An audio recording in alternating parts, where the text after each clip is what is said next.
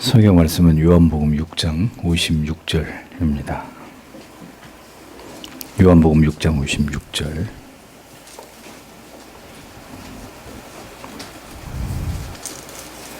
같이 읽겠습니다.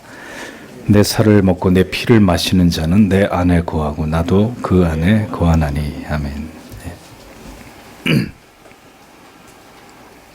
그리스도의 성찬 그리고 성찬으로 말미암아 얻는 유익 중에서 오늘은 성령을 통하여 신자들이 참여하는 육체적 임재의 참된 본질 32항에서 34항까지를 해설하도록 하겠습니다. 칼빈은 계속해서 이 화채설주의자들, 캐톨릭의 화채설의 성경적인 그들이 주장하는 바 그 오류에 대해서 철저하게 이것을 비판하면서 영적 임재설, 성경을 통해서 영적 임재설의 이 당위성을 계속해서 변증하고 있는 이런 내용을 우리가 계속 살펴보고 있습니다. 자, 오늘은 이 그리스도의 임재는 하늘의 신비다, 이 부분을 이제 들여다보길 원합니다. 성찬을 통한 그리스도의 영적인 임재의 이 신비에 대해서 칼빈은 말을 아낍니다. 그러니까 정말 신비한 어떤 은혜를 경험했다면 그걸 어떤 식으로든 이 성령주의자들, 신비주의자들이 그것을 막 이렇게 이야기하는 것이 사실은 가볍게 이를 데 없는 거예요. 정말 신적인 뭔가를 경험했다면 말을 아낄 수밖에 없습니다. 이것을 어떻게 설명하기보다는 직접 체험하는 게 더 중요하다는 점을 칼빈이 이렇게 간접적으로 강조하고 있는 거죠. 내가 뭘 체험했네 이렇게 얘기하는 게 중요한 게 아니라 정말 하나님의 은혜를 폭포수처럼 임하는 말씀을 통해서일지 성례를 통해서일지 이 하나님의 임재를 경험하게 되면 그 다 표현할 수 없는 그 신비의 어떤 것을 어떻게 설명하겠어요? 당신도 경험해 보십시오. 이렇게밖에 설명할 수가 없는 거예요. 신앙의 대부분은 먼저 지식을 통해서 정확한 개념을 아는 것이고 그 다음은 그 진리가 말씀하는 바를 직접 우리가 영적으로 체험하는 것입니다. 그러할 때 그것이 나의 믿음이 되는 것이죠. 그런데 여기서 이제 그 체험의 길잡이 역할을 해주는 게 뭐냐? 그게 자아가 아니라 어떤 우리의 감각적인 어떤 그런 느낌들이 아니라 정확한 지식이에요. 하나님의 말씀을 토대로 그 말씀이 우리에게 이야기하고 있는 그것에 대해서 이것을 경험적으로, 그러니까 하나님이 어떤 분이다라는 것을, 그분의 속성과 성품을 설명할 때 이제 그 하나님을 우리의 삶의 현장에서 고난과 시련과 핍박과 고독과 혹은 질병의 괴로움 속에서 그 하나님의 성품을, 성경을 통해 드러낸 하나님의 속성을 경험하는 거죠. 그럴 때 하나님이 이런 분이시로구나 라는 그 영혼의 깊은 흔적이 남겨지게 되는 거죠. 그것이 바로 믿음이 되는 것이고요. 그러니까 지식적이고 메마른 사변적인 신앙을 우리는 언제나 경계해야 합니다. 그 모든 성경적인 분명한 지식은 결국 우리의 인생을 지나가는 동안 어느 한 시점에서 생생하게 경험될 때 그 하나님 앞에 한 인격이 굴복당하고 그 하나님의 차고 넘치는 사랑 앞에서 우리의 모든 상처와 아픔들이 패치되면서 그리스도의 사랑으로 내가 온전해지는 것을 경험할 때 우리가 정말 하나님을 배웠다, 하나님을 만나 뵙게 되었다 하는 이제 신앙의 고백을 하게 되는 거죠. 칼빈은 다음과 같이 고백적인 표현을 합니다. 주님께서 그의 살이 내 영혼의 양식이요 그의 피가 내 영혼의 음료라고 선언하시니 나는 내 영혼을 그에게 드려서 그런 양식을 먹고자 할 따름이다. 그의 성찬에서 주님은 빵과 포도주라는 상징물로 나타내는 그의 몸과 피를 받아서 먹고 마시라고 내게 명하신다. 주님께서 정말로 그것들을 제시하시며 내가 정말로 그것들을 받아 먹고 마신다는 것을 나는 전혀 의심치 않는다. 이렇게 얘기를 했습니다. 칼빈은 단호하게 화채설을 거부하면서 이것이 하나님의 말씀과 필연적으로 모순을 일으킨다고 분명히 밝히고 있습니다. 하나님의 말씀은 분명하게 그리스도께서 하늘의 보좌에 거하시며 그 영광 가운데 거하시며 동시에 참된 인성에 속한 속성들을 여전히 지니고 계신다. 이걸 말씀하고 있습니다. 그래서 그리스도의 몸이 모든 시대 속에 모든 장소로 분산돼서 떡과 포도주가 예수님의 살과 피로 바뀐다. 이건 도저히 칼빈의 신앙의 상식과 성경의 말씀을 근거해서는 받아들일 수 없는 주장이 된다는 거죠. 그러니까 여러분 보십시오. 이 화채 해설을 거부하는 근거가 뭐냐면 하나님 예수 그리스도께서 하나님의 보좌의 영광 가운데 거하시는데 동시에 그분이 참된 인성에 속한 인간과 같은 동일한 속성 속에서 하나님의 우편에 계신다는 걸 칼빈이 믿는 거잖아요. 성경이 말씀한 대로 인자의 모습으로 주님이 보좌의 우편에 계시니까. 그러니까 이 성경의 정확한 지식을 토대로 화채설은 잘못됐다라고 얘기하고 있는 거예요. 따라서 칼빈이 하나님의 보좌 우편에 계신 그리스도가 어떤 속성과 성품과 형상 가운데 계시는지에 대한 이해가 없다면 화채설을 반박할 수 없겠죠. 근데 그리스도가 부활하신 그리스도가 하나님의 보좌 우편에서 어떤 모습과 형상 속에 존재하시는지를 정확히 알기 때문에 그 그리스도의 존재하시는 방식과 캐톨릭이 주장하는 화채설은 절대로 통하는 부분이 없기 때문에 화채설의 모든 주장을 칼빈은 거부하는 것입니다. 받아들일 수 없는 그들의 상상력의 산물이다 이렇게 볼 수밖에 없는 거죠. 그리스도는 여전히 영적으로 교회를 통치하고 섭리하십니다. 이것 자체가 신비입니다. 이에 대해서 아우구스티누스는 이 신비는 사람들이 이 성찬을 거행하지만 신적으로 수행되는 것이고 땅에서 행하지만 하늘에 속한 방법으로 행해지는 것이다 라고 이렇게 분명히 말함으로써 인간의 이성으로 절대로 파악할 수 없는 부분이 있다는 것을 강조합니다. 그러니까 여기 있는 빵과 포도주가 살과 예수님의 몸과 피로 바뀐다. 이런 단순 논리가 아니라 인간의 이성으로 금방 파악할 수 있는 그런 의미가 아니라 이 영적 임재 이 자체가 신적으로 수행되는 땅에서 행해지지만 하늘에 속한 방법으로 이루어지는 신비한 것이다. 이렇게 얘기하는 것입니다. 성찬의 본질은 영적인 놀라운 능력과 효력으로 나타나는 것이고 이것이 그리스도의 몸의 영적인 임재를 의미하는 것이라고 말합니다. 이로써 우리의 육체가 영생할 것임을 확신하게 되고 우리의 육체 또한 영원 불멸하는 그리스도의 육체로 말미암아 살리심을 얻고 영원 불멸에 참여하게 됨을 믿게 되는 것이다. 이렇게 설명을 하고 있습니다. 성례는 그리스도의 영적 임재를 믿는 그 믿음에 속한 부분입니다. 하늘에서 그리스도를 끌어내리는 게 아니라 그 육신을 산산조각 내는 게 아니라 그리스도의 영적인 임재, 그 신비 속으로 들어가며 그와 연합하는 것이다 라는 것입니다. 그렇게 함으로써 영의 양식을 먹는 행위가 바로 성찬이다. 칼빈은 정확하게 이 성찬의 개념에 대해서 반복적으로 우리에게 이것을 설명하고 있습니다. 영적인 임재이기 때문에 성찬에 나아가는 자가 반드시 그리스도인이어야 하고 그리고 그의 영이 영적으로 임재하시는 그리스도와 랑데뷰를 이룰 수 있는 주가 우리에게 말씀하신 그 신실한 영혼의 준비, 성찬을 향해서 나아갈 때에 그 모든 준비들이 잘 이루어져야 영과 영이 만나게 되는 영적으로 우리가 신령한 그리스도로 말미암은 도움을 얻게 되는 이런 일들이 성찬을 통해서 가능해지는 것이다 라는 것입니다.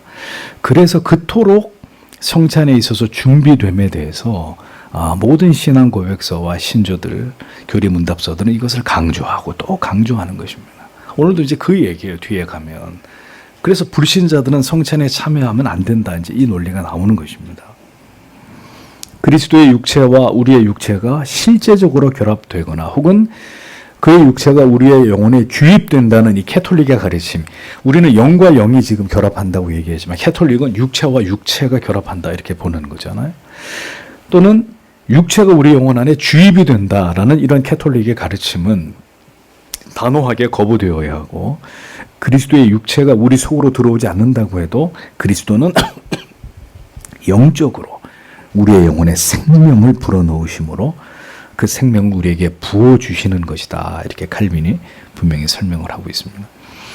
그러니까 성찬이 가지고 있는 모든 막연한 피상적이고 관념적인 생각에서 우리가 벗어나서 캐톨릭과 같은 이런 공상과학 같은 허무맹랑한 주장에도 현혹되지 않으면서 최선을 다한 성찬에 나아가는 이 거룩한 준비를 통해서 우리는 이토록 칼빈이 강조하고 있는 실제적 그리스도의 영적 임재를 통한 은혜를 모든 성찬의 자리에서 경험하는 성도들이 되셔야 된다 하는 것입니다.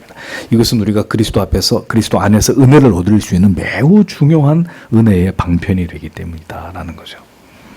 이 점을 우리가 깊이 새기고 그런 마음으로 성찬을 사모하는 그런 성도들이 되셔야 합니다. 33번째, 영적이면서도 실질적인 그리스도의 몸의 참여, 이 부분입니다. 캐톨릭은 빵에 숨겨져 있는 그리스도의 살을 입으로 먹지 않으면 그 몸에 참여한 것으로 인정하지 않습니다. 그러나 그리스도의 살과 피에 참여하는 것은 우리가 알 수 없는 성령의 능력을 통해서임을 우리는 간과하지 말아야 됩니다. 이제 그걸 믿지 않으면 성령을 모독하는 것이 되는 거죠. 그러니까 입으로 무조건 이 거룩한 상징을 먹기만 하면 성령의 능력을 우리가 성령의 능력을 얻게 된다. 굉장히 기계적인 얘기잖아요. 그렇게 성령을 사모하고 성령과 영적으로 연합하기 위한 아무런 사모함도 준비도 노력도 없는데 그냥 단순히 먹기만 해도 우리가 성령의 은혜를 받는 것이다. 성령을 모독하는 발언이란 말입니다.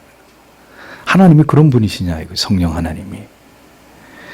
그리스도의 살과 피를 기념하는 이 일은 고대 교회로부터 많은 이견들을 양산하게 된 근거가 되었고 여전히 과장된 방법으로 칼빈의 시대까지도 계속 해석되어 왔다고 얘기합니다. 그러나 우리가 분명히 짚고 넘어가야 될 문제는 우리를 위해 단번에 주신 그리스도의 몸이 어떻게 우리의 것이 되고 우리는 어떻게 그리스도께서 단번에 흘리신 그 피의 그 대속의 은혜에 참여하게 되었는가 하는 이 문제인데 그것은 성찬에서 그리스도의 몸과 피를 받음으로 말미암은 이 부분적인 문제로 인한 것이 아니라 그리스도의 대속으로 인한 그 공효 전체를 우리가 소유하는 것임을 알아야 된다는 거죠. 자, 이게 무슨 뜻이냐면은 성찬에 참여하는 그 지엽적인 문제로 인해서 대속의 은혜가 우리에게 주어진 게 아니라 이미 하나님의 자녀가 되었을 때 예수 그리스도를 통해서 우리에게 이루어진 그 예수 그리스도가 단번에 자기 자신을 속죄의 제물로 드려서 영원한 대속의 공효를 발휘하신 것이 예수를 믿을 때 우리에게 온 거지 성찬에 참여해서 그 은혜를 우리가 얻은 게 아니다, 그런 말입니다. 근데 캐톨릭은 그 그리스도가 십자가에서 자기를 버리신 그 전체의 대속의 은혜로 말미암아 그것을 믿음으로 우리가 은혜 아래 있다는 사실을 자꾸 부정하고 성찬에 나아가서 주의 피와 살을 먹음으로써 은혜를 받는다. 자꾸 이쪽으로 가는 거예요. 그러니까 그게 아니다라고 칼빈이 지금 여기에 대해서 변론을 하는 것입니다. 이미 그 모든 은택을 우리가 누렸다는 사실을 간과한 채로 다시금 그리스도의 살과 피를 우리가 실제적으로 먹어야 된다. 이 의미를 자꾸 강조하는 거예요. 그러니까 캐톨릭의 미사는 계속 예수님을 십자가에 못 박는 거잖아요. 그러니까 이런 중대한 기독론적인 오류가 캐톨릭에 존재한다는 것을 여러분들이 분명히 아셔야 된다는 겁니다. 어처구니 없게도 어떤 이들은 그리스도의 살을 먹음으로 신자들이 받는 유익이나 효과에 대해서만 관심을 높인다고 비판하는 자들이 있다는 것에 대해서 칼빈은 살과 피를 먹는 그 행위만 집중하고 그것을 신령하게 여기려는 자들의 이 태도와 그들의 주장에 대해서 이렇게 일가를 하고 있었던 것입니다. 그 행위에 있는 게 아니다. 빵을 그리스도의 살로 여기고 그것을 성물로 여기는, 성물을 먹는 그 행위 자체만으로 중요하게 여기려고 하는 그들의 주장은 그것이 성물이라는 사실만을 중요하게 여길 뿐, 그럼 그걸 먹는 자들은 누가 되어도 상관이 없다는 식의 이런 잘못된 생각들을 포함하고 있기 때문에 그들의 이 성찬, 화채수를 주장하는 그들의 성례는 매우 불경한 것이다. 이렇게 칼빈이 강변을 하는 것입니다. 그러니까 이런 거죠. 주의 빵과 잔을 받는 사람에게 아무 준비가 돼 있지 않아도, 심지어 그가 불신자랄지라도 그 예수의 피와 살을 받아 먹는 것으로 그 은혜가 그에게 임한다. 이게 이제 화채설의 핵심이란 말이에요. 화채설을 믿는 캐톨릭의 그 성례관의 핵심이란 말입니다. 그러니까 칼빈은 전혀 그게 아니다. 이렇게 해서 계속 반박을 하고 있는 겁니다. 성찬의 신비는 그리스도의 살, 그 이상의 영적인 의미가 있다는 사실을 간과하지 말아야 된다라는 거죠. 그리스도의 영이 없는 사람이 임의로 빵과 포도주를 먹고 마시는 것은 아무런 의미가 없듯이 빵과 포도주를 그리스도의 살과 피를 먹는 그 행위가 중요한 게 아니라 그것을 먹고 마시는 자가 거룩한 자가 아니라면, 만약에 그게 불신자라면 오히려 그리스도의 몸과 피를 더럽히고 모독하는 것이 되고야만 한다. 칼빈이 정확하게 이 얘기를 하는 것입니다.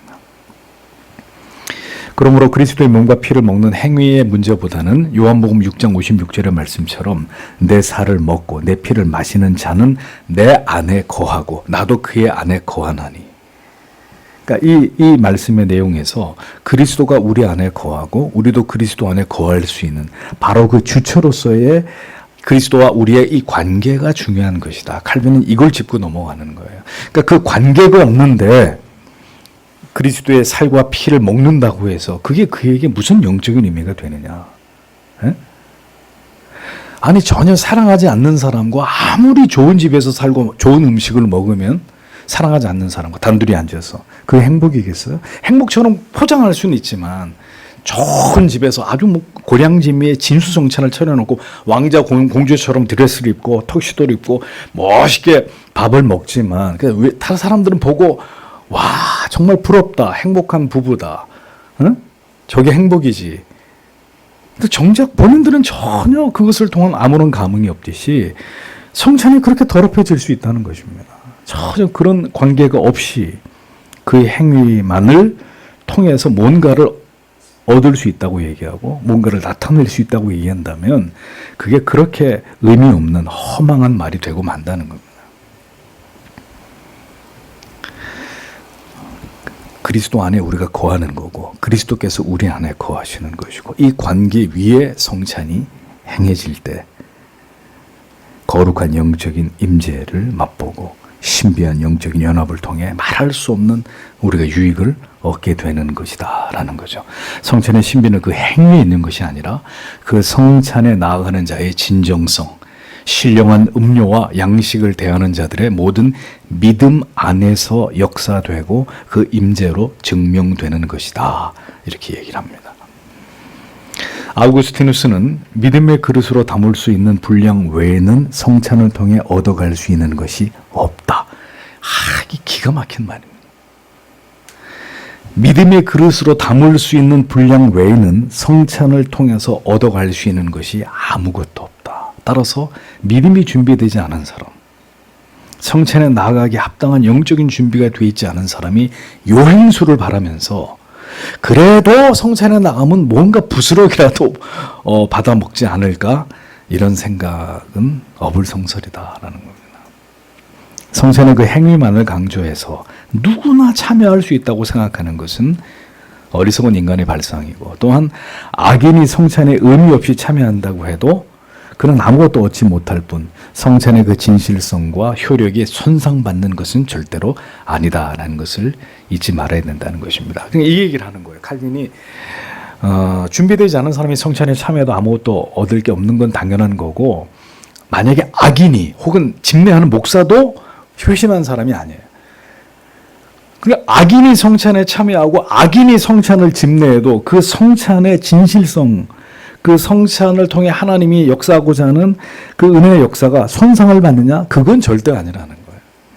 그러니까 악인이 참여해서 아무것도 얻을 수 없는 것도 사실이지만 그 성찬을 집례하는 자들의 불완전함이 성찬에 담겨져 있는 근본의 정신을 영적인 효력을 훼손하느냐? 그런 일은 절대로 일어나지 않는다. 그러니까 악인이 성찬을 집례하더라도 은혜를 사모하면서 영적으로 준비된 성도 여러분들께서 성찬에 나온다면 그 목사가 문제가 심각한 사람이라 할지라도 그 성찬을 통해 하나님이 그들에게 베풀려고 하는 은혜의 역사에는 조금도 손상이 일어나지 않는다. 이걸 여기까지 얘기하는 거죠, 칼빈이. 준비 없이 참여해도 그 행위가 우리에게 은혜를 준다는 그릇된 오류도 잘못이고 참여하는 자 혹은 집례하는 사람의 오류가 성찬의 은혜를 훼손할 수 있다는 그릇된 생각도 잘못이라는 거예요. 그래서 이 성찬을 우리에게 이렇게 지켜주는 것입니다. 성찬이 올바르게 행해질 때는 그 모든 성찬의 아름다운 효력들이 절대로 소멸되지 않는다. 이렇게 그것을 강조하는 거죠. 하나님의 신실하심은 그리스도의 살을 받는 그 자체에서 찾고 인정되는 것이 아니라 하나님의 변함없으신 죄인을 향하신 그 선하심에서 무죄하고 준비되지 않은 자들이 성찬을 거부하거나 그리스도에게 참여한다 하더라도 그들에게 성찬을 통해서 은혜를 베푸실 모든 준비가 갖추어져 있었다는 사실에서 찾아야 한다라고 말하는 거예요.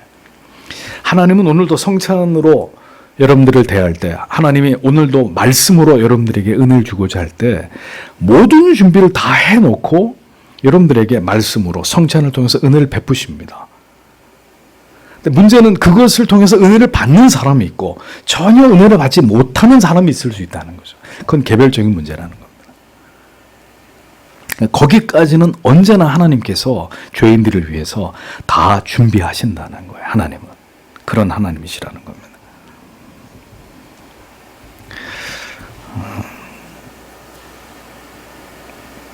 그리스도의 살과 피가 하나님의 택하신 신자들에게는 물론 무가치한 자들에게도 주어질 수는 있습니다. 그것이 성찬의 온전함이라는 거예요. 그럼에도 불구하고 준비되지 않은 자들이 혹은 성찬을 거부하는 자들이 그 하나님의 은혜를 무가치하게 여기거나 배척한다면 그것은 전적으로 그들의 문제일 뿐 성찬을 통해 은혜를 베풀고자 하시는 하나님의 신실하심과는 무관한 것이다. 그래서 여러분들께서 성찬을 통해 은혜를 못 받았다고 하면 그것을 목사를 핑계를 대거나 교회의 핑계를 대서는 안 됩니다. 모든 성찬을 통해서 하나님이 우리에게 은혜 베푸심의 준비는 하나님 편에서는 언제나 완전하게 되어 있으신 거예요. 그게 심지어 뭔가 심각하게 잘못되어 있는 교회라 할지라도 그 성찬의 자리에서 그 주의 살과 피를 받는 그 시간만큼은 하나님은 오늘도 말할 수 없는 그 영혼의 굶주림 가운데 의에 주려고 목마름 속에 주님을 깊이 영적으로 그리스도의 임재를 경험하려고 하는 자들에게 은혜를 베푸신단 말입니다. 그러니까 아무리 문제가 많은 교회를 다녀도 그 성도가 결단하고 어떤 교회를 이탈하는 일이 일어나지 않는 한은 하나님이 은혜의 방편을 통해서 궁여지책으로라도 자기 백성들의 영혼을 계속 먹이신단 말입니다. 그걸 믿어야 되는 거예요. 아무리 문제가 많은 교회라 할지라도 그 은혜의 방편 자체까지 훼손됐다고 그 판단해서는 안 되는 거라는 거죠.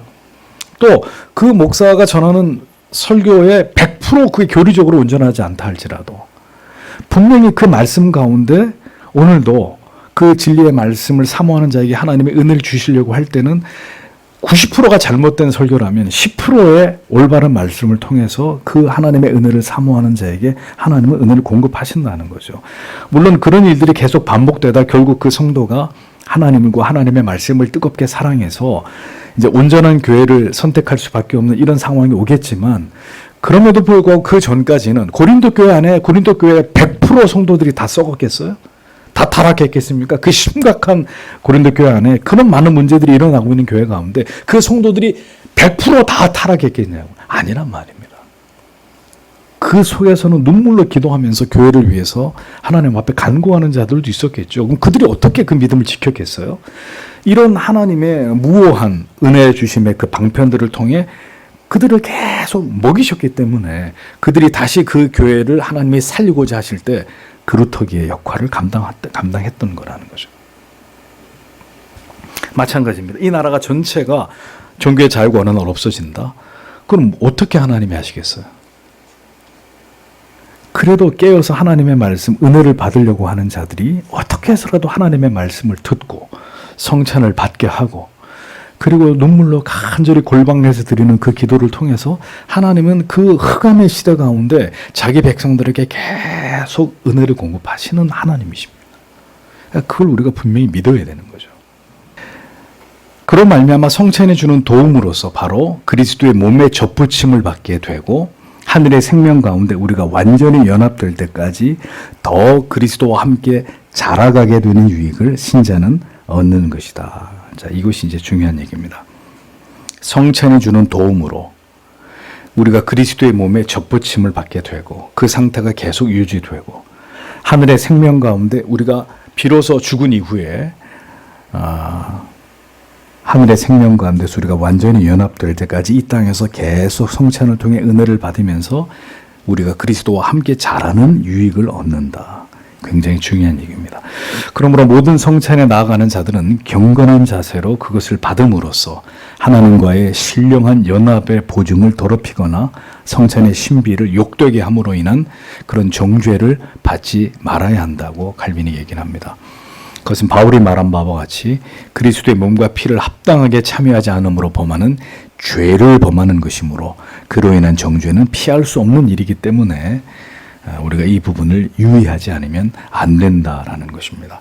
그래서 여러분들이 성찬을 깊이 이렇게 기독교 강요 안에서 성찬에 대한 모든 내용들을 알아가실수록 한 가지 이렇게 예리하게 가슴을 칼로 베인 듯한 아픔이 느껴질 겁니다. 그게 뭐냐면 지난날에 내가 아무런 준비 없이 그저 연중 행사처럼 이번 주일에 성찬을 한다는 것조차도 알지 못한 채로 앉아있다가 주의 빵과 잔을 받았던 과거에 그 무지 몽매함 속에 행했던 그 모든 성찬들이 고스란히 주의 몸과 피를 더럽히는 죄였구나 라는 걸 이제 깨닫게 되는 것이죠. 아무것도 분별하지 못하고 습관적으로 성찬에 행했던 그 모든 것들이 하나님을 모독하는 그리스도의 대속하신 은혜를 모욕하는 이런 죄였구나. 이런 걸 우리가 이제 발견하게 되는 것입니다. 우리가 몰랐잖아요. 무지했기 때문에 그렇게 하는 것으로만 생각했기 때문에. 그런데 이렇게 우리가 교리를 통해서 또 기독교 강요의 내용을 통해서 거듭 성찬에 대해서 우리가 듣고 교훈을 얻고 깨달음을 얻음으로 인해서 분명한 것은 이제 그런 식의 성찬으로부터 반드시 벗어나서 정말 은혜의 방편으로서의 이 거룩한 성찬에 참여하는 일에 대해서 성도가 지대한 노력을 하고 간절히 하나님의 은혜를 구하는 마음으로 그래 성찬을 참여해야 된다라는 사실입니다. 불신자들의 성찬 참여에 대한 아우구스티누스의 증언입니다. 아우구스티누스는 여기서 이제 아우구스티누스가 한 말을 칼빈이 다수 인용을 하면서 논리를 전개하죠. 아우구스티누스는 이렇게 말했습니다. 사람이 불성실하거나 악의가 있다 해도 성찬물로서 상징하는 은혜는 손상되거나 무효되지 않는다. 성찬의 행위 그 자체만을 거룩하게 여기는 자들은 이런 아우구스티누스의 말을 그들의 주장하는 논리의 근거로 삼는다는 거죠.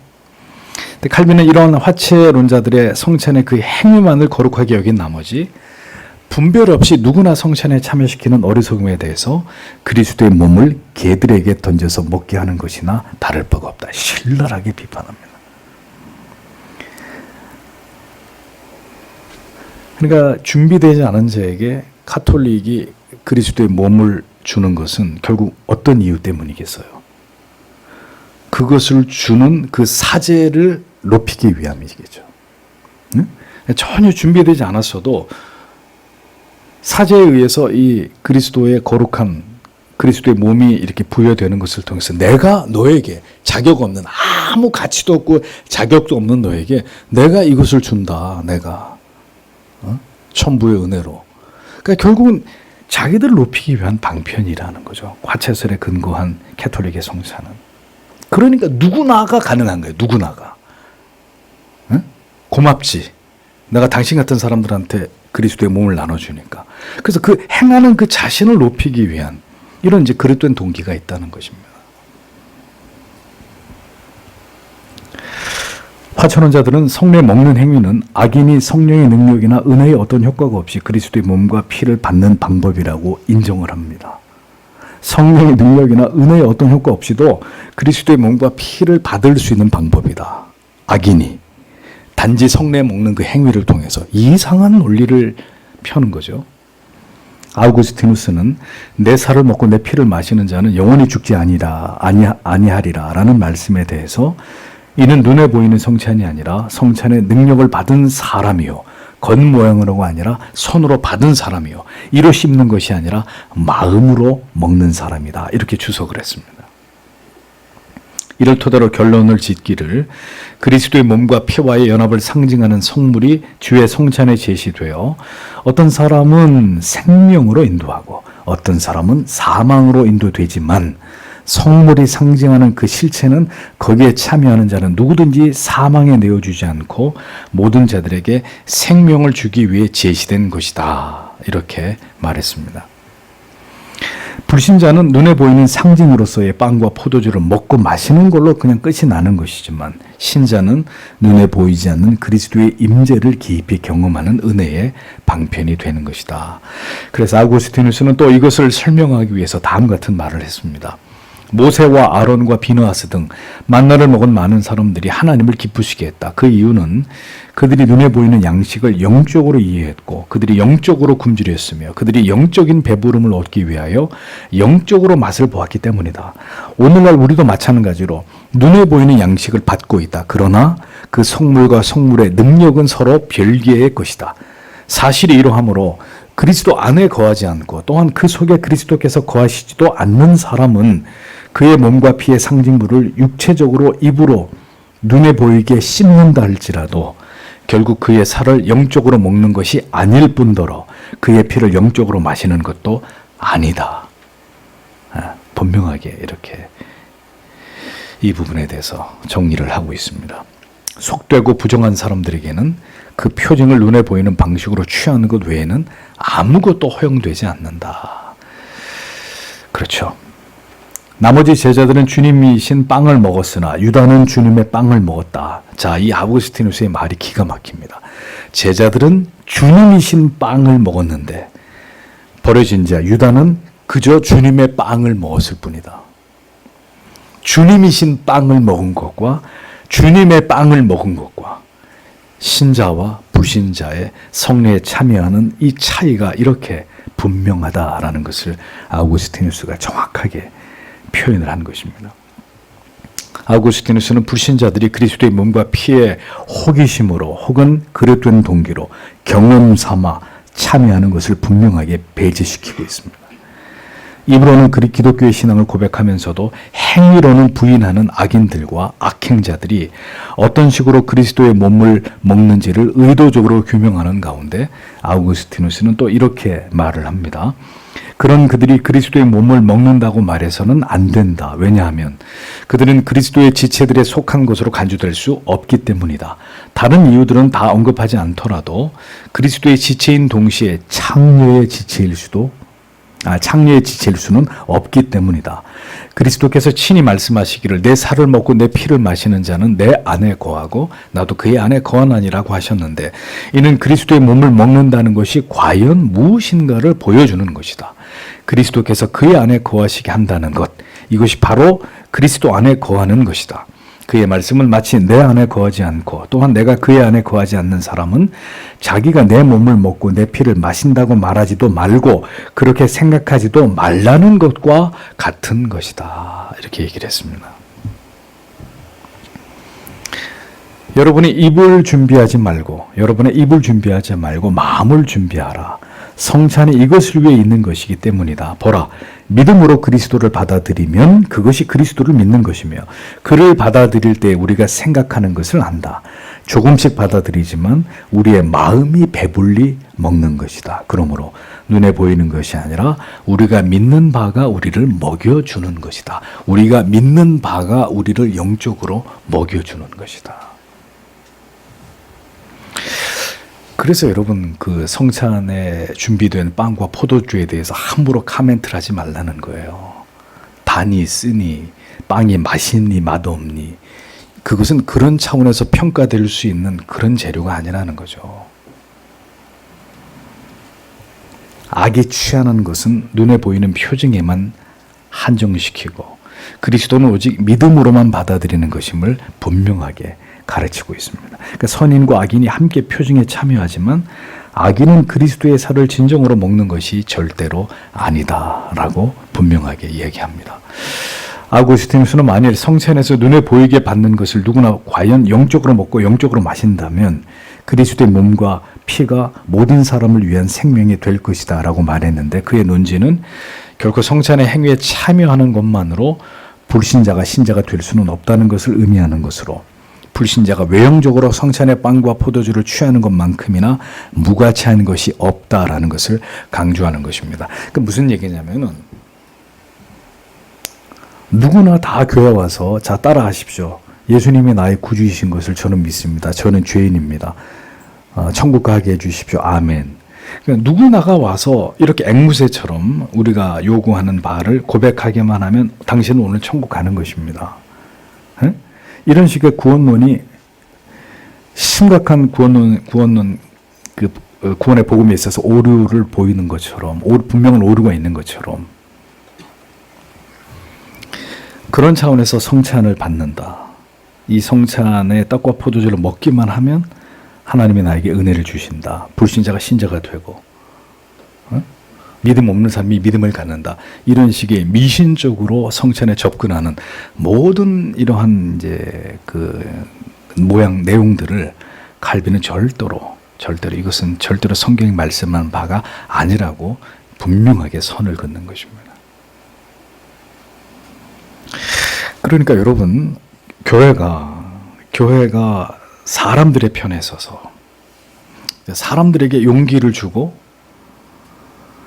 하나님이 당신을 사랑합니다 라는 것을 가시적으로 더 그들에게 와닿게 하기 위한 이벤트를 하기 위해서 그러니까 이런저런 방법으로 믿음이 전혀 없는 사람들에게 이런 것들을 끼워서 그들에게 자꾸 행하게 하면 사람은 고무될 수 있어요. 응? 내가 신자가 아닌데도 여러 가지 것들을 교회가 막 하라고 하고 막 참여하라 그러고 구원의 확신도 없는데 세례 주고 좀 있으니까 뭐 집사도 시켜주고 이런 식으로 막 사람들을 이렇게 계속 얼르고 달래고 또 고무시켜서 어떤 결과를 얻어낼 수는 있을 것입니다. 그 사람들은 또 그런 걸 굉장히 좋아할 수 있어요. 그런 식의 모든 방법들이 하나님이 보실 때는 그건 철저하게 인본주의란 말입니다. 하나님의 법을 따르는 게 아니라. 그리고 우리가 왜 복음주의 교회에 대해서 이런 부분을 비판하냐면 이런 기준이 없어요. 그냥 사람들을 다 좋게 하는 것일 뿐입니다. 칼빈은 성찬에 참여하는 문제에 있어서까지 분명하게 선을 그으면서 불신자들이 이 상에 나올 이유가 없는 어떤 유익도 얻지 못할 뿐더러 그들은 이 행위 자체가 성찬을 모독하는 죄가 된다는 사실을 이렇게 분명하게 얘기하는데도 에휴 그냥 다 나와서 해 뭐 어때 뭐 어떠긴 뭐가 어때요 뭐가 어떻기는 그럼 누가 기준인 거예요 도대체 신앙이. 우리는 그런 식의 신앙을 단호히 배격하는 것입니다. 우리가 정말 한 사람의 영혼을 아끼고 사랑한다면 뭐 어때 해서 무조건 다 좋은 게 좋은 거야 해서 모든 신앙의 의무 안에 특권 안에 동참시키는 게 다가 아니라 그가 철저하게 하나님의 말씀을 복음을 배우고 깨닫고 경험하고 은혜와 감동을 받아서 자기의 실존을 발견하게 하고 난 다음에 정말 예수 그리스도의 십자가가 얼마나 위대한 것인지를 바울이 말한 것처럼 나의 자랑 십자가 오직 그리스도의 십자가만을 자랑할 수밖에 없는 이 고백을 토해내게 하고 난 다음에 그를 붙들고 성찬의 자리에 앉히는 여러분 그게 정말 영혼을 사랑하는 거 아니겠습니까? 정말 한 인간을 지극히 사랑하는 거 아니겠어요? 그렇게 사람들 기만해가지고 뭐 다 누구든지 오십시오. 다 주님은 뭐 다 사랑합니다. 이런 식의 기만보다는 정말 그로 하여금 십자가를 예수를 경험하게 해서 지극히 그를 낮추어서 인간이 씻을 수 없는 부정할 수 없는 전적으로 타락하고 부패한 죄인이라는 것을 자연하게 만들고 난 다음에 그 다음에 그에게 하나님이 얼마나 놀라운 은혜와 사랑을 베푸는지를 정확히 깨닫게 해서 그 앞에 겸손히 엎드리면서 십자가를 높이 바라보게 만드는 그게 정말 영혼을 향한 사랑 아니겠냐 이거죠. 그렇게 가는 게 맞단 말입니다. 누구나가 다 오쇼가 아니라. 근데 사람들은 그런 식을 좋아한단 말이에요. 사람들에게 손을 내밀고 손을 펼쳐서 여러분들을 다 사랑합니다. 이걸 좋아하는 거죠. 동성애자든 뭐 누구든 다 우리는 다 오케이입니다. 사람들은 그걸 원하고 사람들이 원하는 것을 교회가 주려고 하면 그리스도는 하나님의 진리의 말씀은 결론적으로 아우구스티누스는 성례는 오로지 택함 받은 자들에게만 그 상징하는 효과를 나타낸다. 칼빈이 선배 아우구스티누스를 절절히 인용하는 것은 자기가 얘기할 수도 있지만 이미 훌륭한 믿음의 선배께서 이러한 부분들을 다 성경적으로 완벽하게 정리해 놓으셨기 때문에 자기 얘기를 하지 않고 그 선배의 얘기를 들려주는 거예요. 이렇게 말씀하셨다, 아우구스티누스가. 나도 그 의견과 다르지 않다. 그 얘기죠. 그렇게 말함으로써 성찬에서 그리스도의 몸이 빵으로 상징된다는 것을 빵으로 상징된다는 건 분명한 사실이나 악인들에게는 그 몸에 참여하는 일이 허용될 수 없다고 결론을 맺고 있습니다. 의심의 여지가 없이 성례의 행위와 성례의 재료를 신성시한 나머지 누구든 성찬에 참여할 때 은혜를 입을 수 있다라는 화채설주의자들, 그들의 주장은 절대로 성경적이지 않음을 켈빈은 아우구스티누스의 여러 설명들을 인용하면서 이렇게 길게 논증하고 있는 것을 볼 수 있습니다. 성찬을 통해서 분명 은혜의 실제를 경험하게 되는 것은 사실이나 이는 그리스도의 몸과 피의 의미를 아는 성도에 한해서 그러한 은혜를 얻을 수 있는 것입니다. 무분별하게 준비되지 않은 자들이나 불신자들이 단지 이 행위에 참여하는 것만으로 하나님의 은총을 입을 수 있다고 기대하면서 이런 것들을 주장하는 것이 결국은 요행수를 바라는 인간의 어리석은 발상에 지나지 않은 것인지를 우리는 올바로 살펴봐야 될 필요가 있고, 참된 중생의 은혜 이후에 이 성찬에 나아가 주의 몸과 피를 받는 것이 가장 바람직한 신앙의 모습이라는 것을 간구하지 말아야 된다. 분명히 우리가 알아야 됩니다. 단지 이런 경우가 있어요. 또 제가 높아심에 말씀드립니다. 이 사람 분명히 회심한 사람이고 거듭난 사람이 맞는데 믿음이 연약한 사람이에요. 믿음이 연약하다 보니 나 같은 것이 성찬에 나가도 되나? 이렇게 되는 거죠, 이제. 그래서 기도도 했고 회개도 했는데 도저히 용기가 나지 않는 거예요. 이런 얘기를, 이런 가르침을 막 듣고 보니까 성찬에 나가서 죄 짓는 거 아니야? 분명히 회심하고 하나님의 자녀이긴 해도 믿음이 연약할 수 있잖아요. 또 어떤 큰 죄를 지어서 그것 때문에 깊은 죄책감에 시달리고 있기 때문에 더더욱 그럴 수도 있고. 그래서 그런 가난한 마음으로 참 성찬에 나아가고자 하는 마음이 있는데도 자기는 자격이 없다고 생각해서 뒷걸음질 치는 사람들이 있습니다. 그래서 그런 사람들은 또 장로님들이, 목회자가 그런 사람의 영혼의 상태를 정확히 파악해서 오히려 그런 경우는 주의 빵과 잔을 받으십시오. 그래서 더 힘을 얻고 용기를 얻고 그대의 믿음이 더 자라게 되기를 바랍니다. 그래서 성찬을 앞두고 영국과 미국, 캐나다의 개혁교회들은 장로님들이 다 성도들의 가정을 신방하시는 거예요. 면밀히 파악하는 거예요. 이 사람의 영적인 상태가 어떤가. 성찬에 참여하기 위한 준비가 잘 이루어지고 있는가.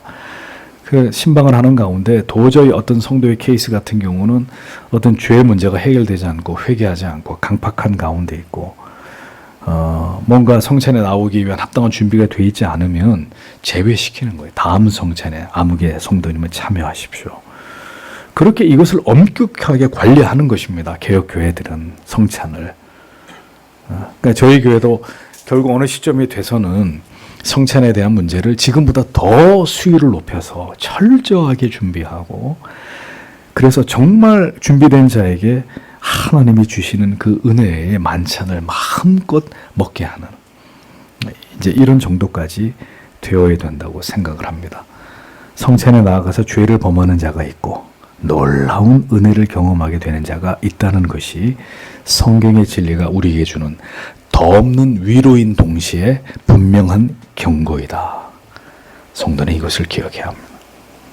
이런 얘기를 제가 자꾸 기독교 강요를 통해서 말씀드리는 이유는 그만큼 앞으로 성찬에 임할 때 우리의 영적인 자세, 영적인 준비가 더 철저하게 이루어지기를 원하기 때문이죠. 그게 주님이 바라시는 바이기 때문이고. 그러니까 하지 마시오, 그런 얘기가 아니라. 이해가 되시죠? 성찬에 나아가기 위해 영혼의 준비가 얼마나 중요한 것인지를 우리가 이렇게 칼빈이 가르쳐주고 있는 성찬의 모든 내용을 통해서 여러분들의 마음 가운데 분명히 새기시는 계기가 되셔야 되리라고 믿습니다. 다 함께 기도하겠습니다.